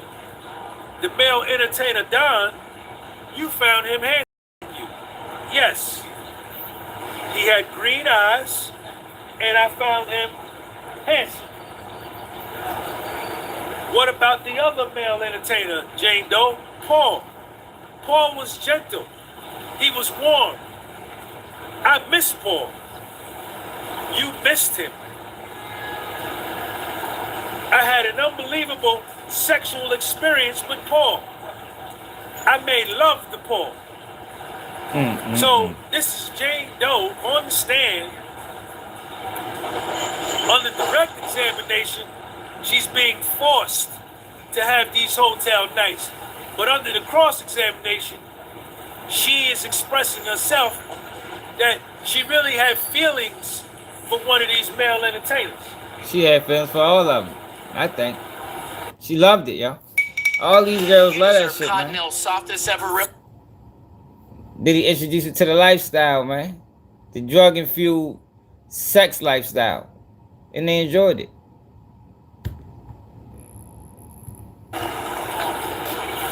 Now, her and Puffy had nicknames for the hotel night.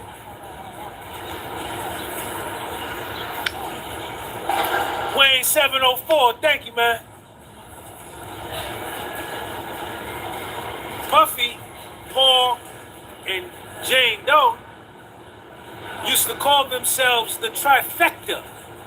When they had a hotel night together, they had a trifecta because it was three of them.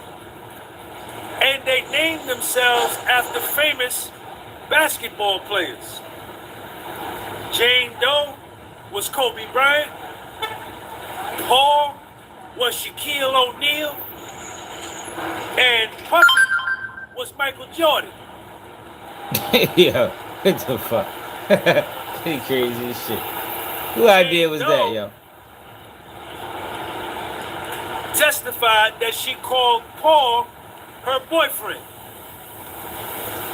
You told Paul you were happy to explore your sexuality. And then you testified, Jane Doe, that you wanted more control over the hotel nights.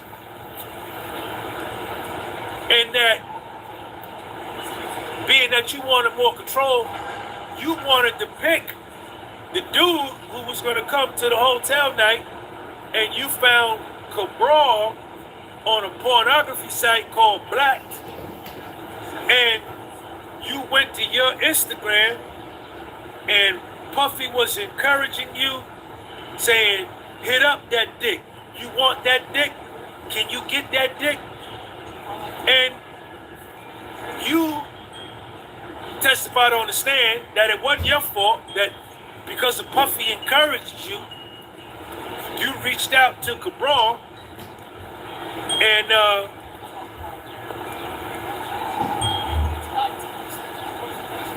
y'all got together, and after the first time you and Cabral got together with Puff, there was no money exchanged.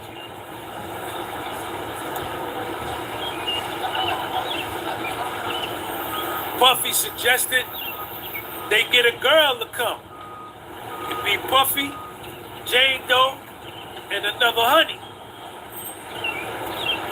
Jane Doe testified that I was happy and surprised because Puffy never had a girl do that. Now, supposedly, Cabral took one of these tapes of the hotel night and sold it to a media company.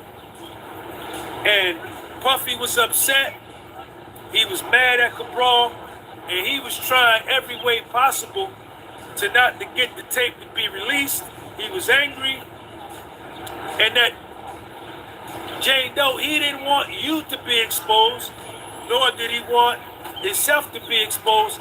And Cabral was trying to extort Puffy and Jane Doe. Jane Doe, isn't it true? Jane Doe testified on the stand under oath that Antoine, she reached out to Antoine, who was another male entertainer, and that Antoine would not travel nowhere else. He would only do hotel nights in LA, where he was based. And the first time she reached out to Antoine to invite him over for a hotel night, she FaceTimed him. Now, Teddy Gallegos, at this point, tries to blow holes in the RICO case. Poor righteous teacher. Thanks, Sean, for showing and proving actual facts like Allah mathematics. Shout out to the supreme mathematics and the 12 jewels. Knowledge, wisdom, and understanding, freedom, justice, and equality. Teddy Gallegos is questioning Jane Doe on the stand. Says that, Jane Doe, isn't it true that none of Puffy's security and none of Puffy's assistants ever saw the entertainers? And that when security came to the door to bring the money, Puffy would meet them at the door and grab the bag. The assistants never came in the room. Jane Doe, you never told anybody about the entertainers. You never told KK nor Jonathan. You and Puffy were very private about the hotel nights.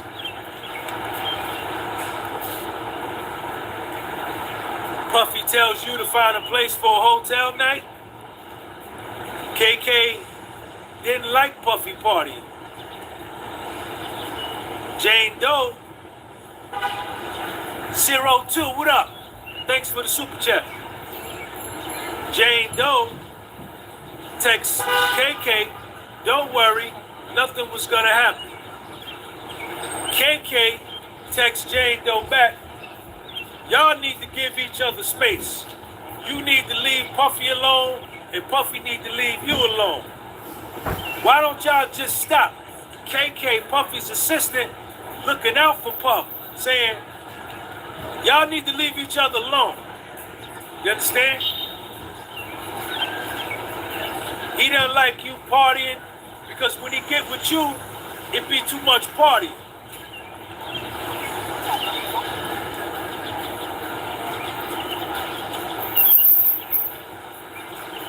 Kingston B, Kingston 8, thank you for that super chat.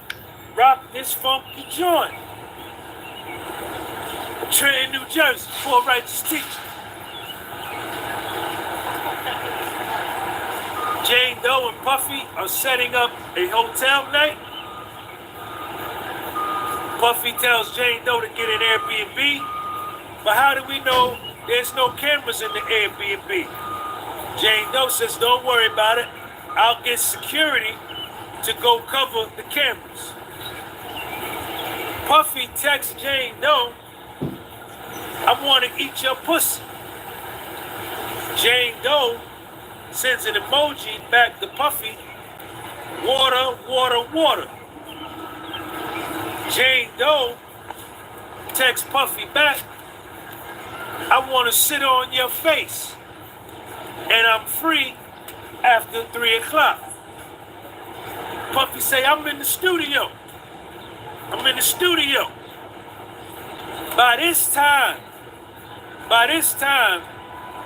Jane Doe's body language is like this. When she was under direct examination, she's sitting up, chin up, back straight, shoulders back. She like this. But now, under cross-examination, she looked defeated. She looked deflated, like this.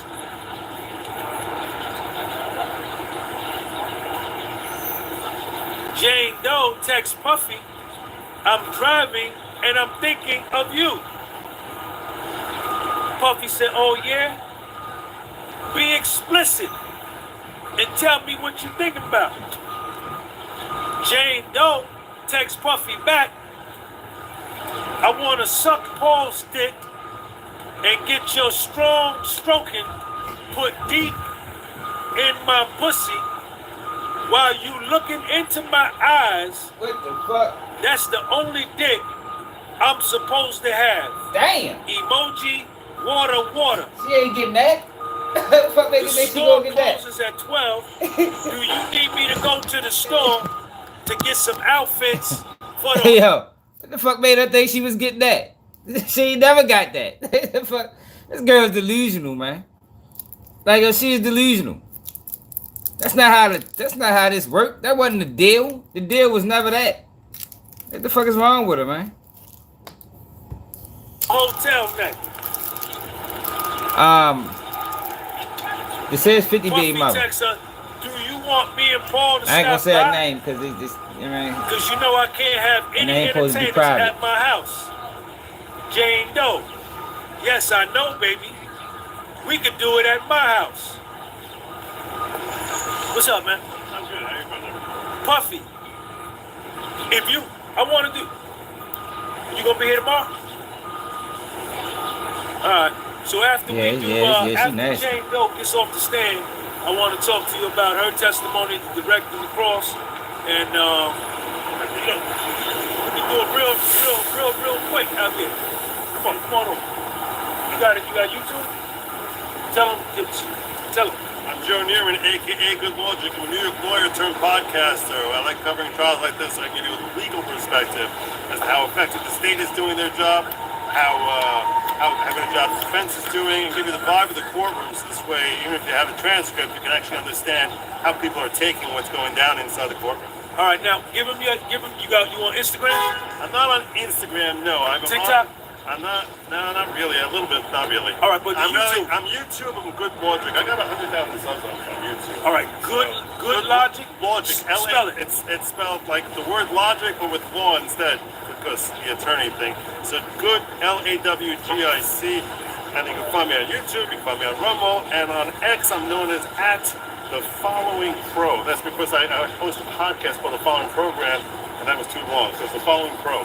All right. So there you go. Now, how long you been here? I'm here like every day. No, I'm saying, how long have you come since the start of the trial? I was here opening statements. All right. Now, you're Jewish, right? I am Jewish. Show him your yarmulke. Show it to him. Show it to him. Check him out, y'all. Show it to him. Check him out, y'all. Show. What's the deal? See? I just want to show him that everybody is here. Everyone's here. Everybody's here. Everyone's here. And, this is, everybody's welcome on the podcast. So, but we're going to, let me finish doing my live, but I'm going to get with you on a one-on-one, and we're going to talk about, I want to talk about Brianna, and then I want to talk about Jane Doe. But we're going to do that crazy with Brianna. Well, you already know. That was crazy stuff. But we're going to say, you want to play?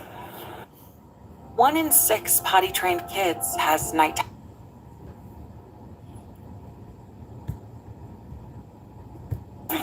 It has to be some freak shit if we do it. Maybe you need a break, Jane Doe. Nah, I'm just fine, Brianna. baby. What fantasy Brianna do was you want? Cassie's drug dealer that lied and said that Diddy hung her over a balcony. Yeah. What to happen? Puffy, whatever you want. I need guidance. I need you to guide me. Jane Doe, do you want to see me suck some hard dick in a hotel room? You know that. I love fucking you all day. No Diddy want to see You had that. me coming all night long. Diddy freaky ass. That's all he ever want to see.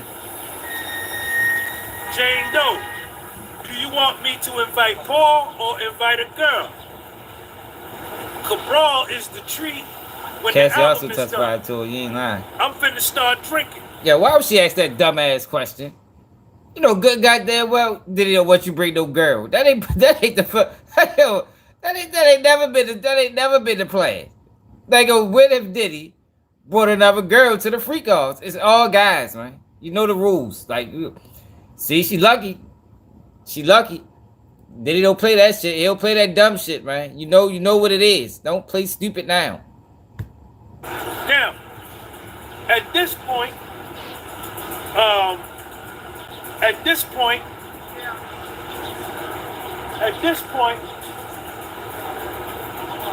Terry Gallegos is questioning. She blaming everything on Puff. Everything is Puff fault. She's 35 years old, but this is all Puffy's fault. Jane Doe testified that he likes the way I say my baby. Now you know the game, man. Jane Doe. Text Puffy. November 22nd, It's a dirty 2021. game. Shit don't even make I sense. searched for flights. I can be there tonight, but I gotta fly back in the morning. I gotta leave tomorrow. They play a voice note. That Puffy sent her at 10:19 in the morning. Puffy say this on the voice note. You always want to set some shit up. The last vision that we had was Don and ATL. Don and Cabral. Let Are me you see on you Clubhouse? Jane Doe sends him When a I was voice on it, note that was a right long back. time ago. That's They what's up. played it in court. Jane Doe testified on the stand. That's definitely very easy for me to set up for sure.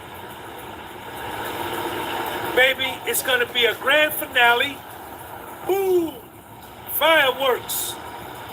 A showstopper situation. This is what Jane Doe texts Puffy Yeah, when Jane Doe. but she ain't never come through on All-Star Nights, so Diddy probably want to hear that. All-Star Nights ain't never happened. She still ain't put that shit together yet. Under her own volition, under her own choice, using her own judgment. Same shit as with a Cassie. 35-year-old woman. Cassie motherfucking extorted them for $20 million. Enjoyed all the drugs. Participated in all the freak offs. And then testified on the matter. Like, yo, this is dirty work by a lot of these women. A lot of these benefited from Diddy greatly. All of them sued him. All of them got some type of financial compensation. None of y'all telling on them or lying on them or whatever you want to call it. Whatever it is, it's disgusting because ain't none of them victims. Woman telling Puff she is going to set up the hotel night for them. Check me out. Send this video to Young Miami. That's all it is. Send this video to Young Miami. All of them was using drugs, committing crimes with Diddy. Like I told you, they really, if you let the federal government, if Diddy is a criminal enterprise, all of these people are co-conspirators. But the problem I have with it is they're not presenting them as co-conspirators. You understand? They're not presenting them as criminals. They presenting all these people as victims and witnesses. But that's not what they is. a witness don't participate in the crime. If I see somebody get shot and I ain't got nothing to do with it, and I go to the police, I'm a witness. But if I participate in the crime, and I go, if I participate in the shooting and I go to the police, I'm still a suspect. I'm a suspect, not a witness. These people aren't witnesses. You understand what I'm saying? Witnesses don't commit crime. Witnesses are not a part of the criminal element. They're not victims. They all participated. If Diddy committed crimes and Diddy is facing a RICO and Diddy what they call Diddy Enterprise is a criminal organization, then they all co-conspirators. Yeah, he lied. That old lady ain't lied. Only victim, she said, only victim is Jane Doe's child. She was neglecting her child. She ain't no way she was taking care of that child. Like, ain't no fucking way. You on drugs for 4 days straight, fucking multiple men. Man, you wasn't no mother to that child. Fuck no. That's the problem I got with this trial, though, y'all. They're not telling the truth. They're not giving people the real narrative. They're not giving people the real narrative, man.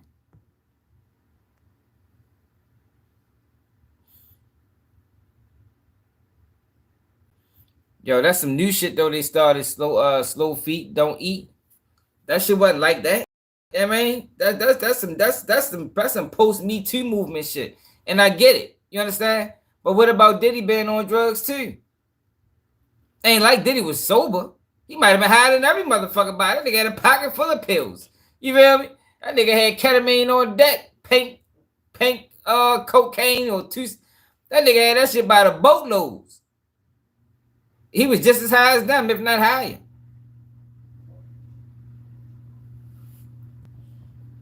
They all got immunity, though. Yeah, motherfucking Diddy dust, like my man Bo said. Diddy had his own brand of motherfucking drugs.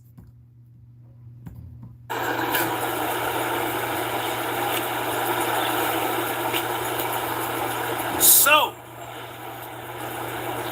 305 Dade County. Yeah, but he ain't smoked crack, Dade yo. County. Sister Tell's trying to say the man was a crackhead yesterday. I said, yo, come on. We can call Diddy a lot of things. We call him a freak. We can call him a domestic abuser. We can call him a lot. Yo, but we ain't gonna call the man a crackhead, man. The man wasn't smoking crack, man. Like, we ain't gonna put the crack on the man. Down there in the bottom. 305 Dade County. While her and Puffy are going back and forth, trying to set up this hotel night. Call him a cokehead. Jane Doe goes on Puffy's Instagram and sends Puffy a text. Homegirl is posting being there with you. So Young Miami and Puffy posted that they together. Jane Doe see it.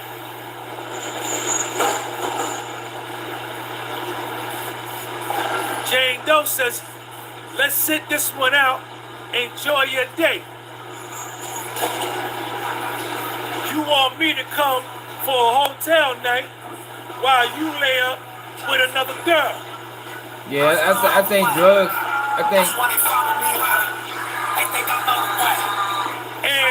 I think drugs your girlfriend attributed to a lot of domestic violence. Fucks your friends behind your back. Last decision making.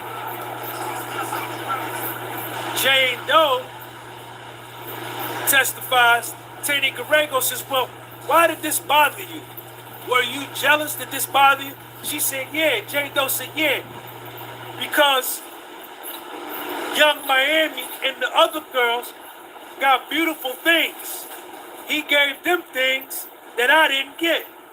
And he was giving another girl quality. It's nothing wrong with having baby oil, man. I mean, Diddy with the baby, he raised sponsor Johnson & Johnson. Like, this is all a prelude to Diddy coming home being the face of Johnson & Johnson. Like, it's nothing wrong with Diddy having baby oil, man. Like, they loved it. It got slippery. They loved it. You know what I mean? They loved the baby oil. Shit not a crime.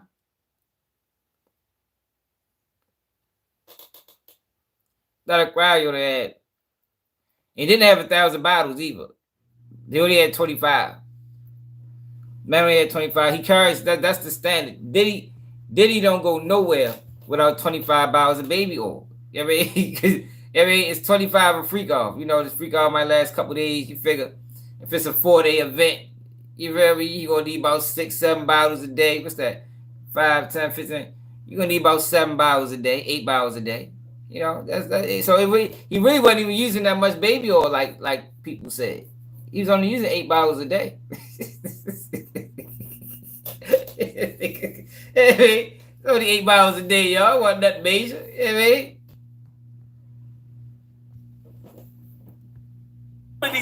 I think something is with the baby oil.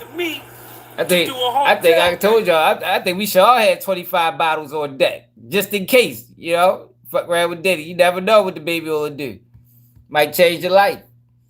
And the girl posted a Chanel bag on top of that. So Puffy and Young Miami posted on the Instagram, and I guess Young Miami posted a Chanel bag, or it might have been one of Puffy's other honeys. Because Puffy had a lot of honeys, man.